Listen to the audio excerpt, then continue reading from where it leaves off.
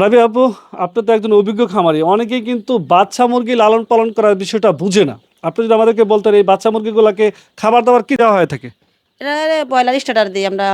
শুরু জিরো থেকে আরম্ভ করে 15 দিন বা কি 20 দিনের মাথায় গিয়ে আমরা দিই নারীর সোনালী গোয়ার দিই। কিন্তু যে ব্রয়লার স্টার্টার দিই প্রথম গিয়ে খাবার ধরাই আর কি। আচ্ছা, একদম জিরো বয়সে প্রথমে এদেরকে কি কি চিকিৎসা করা হয়ে থাকে? চিকিৎসা করা থাকে, মনে করেন ওই জন্য বোর্ডিং চালাই, ভ্যাকসিনগুলো দেই।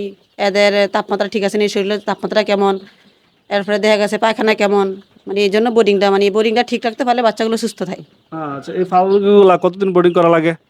এখন তো গরমিকাল, মনে করেন 4 দিন বাকি 5 দিন বোর্ডিং করলে আল্লাহ বাঁচালে যথেষ্ট। 4-5 দিন এনাফ? হ্যাঁ জি।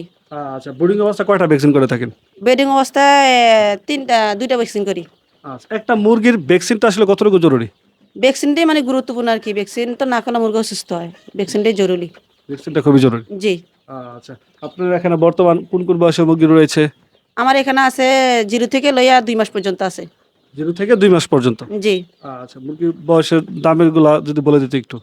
দামগুলো বলতে জিরো বাচ্চা তো উঠানামা করে, আর আপনার যেটা 15 দিনের বাচ্চা আছে এটা 70 থেকে 80 টাকা, আর যেটা 1 মাসের 120 টাকা বা 30 টাকা। এরপরে দেখা গেছে 2 মাসেরটা বেশি 200 থেকে 250 টাকা। এরকম যাতে যেরকম মানে চাই লইতে পারি আর কি।